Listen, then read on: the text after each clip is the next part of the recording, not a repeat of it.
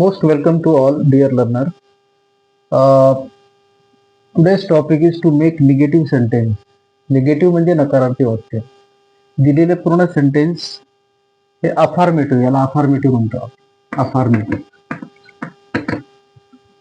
अफार्मेटिव्ह means होकारार्थी.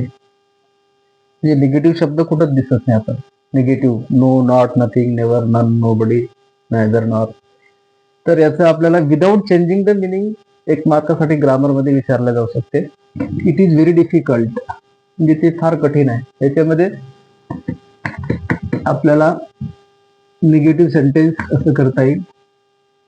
It is not easy, म्हणजे antonym घेतला आपण इझीच्या विरुद्धात डिफिकल्ट.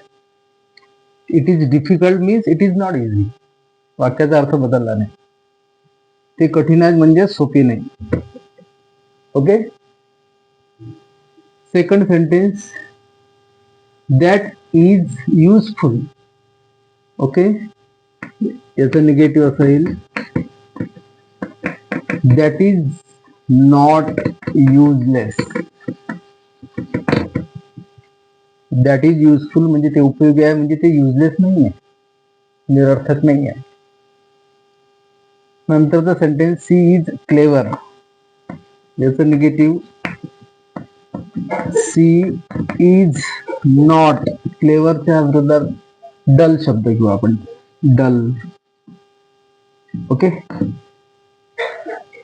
ती निस्तेज नाही म्हणजेच तशी एक क्लेवर आहे. नंतर सी वॉज काम. काम म्हणजे शांत. सी म्हणजे समुद्र. समुद्र हा शांत होता. मीन्स याचं निगेटिव्ह येईल, the sea was not rough. Okay, so you can understand this and do the practice about such type of sentences so that you will get benefits from these sentences. Thank you.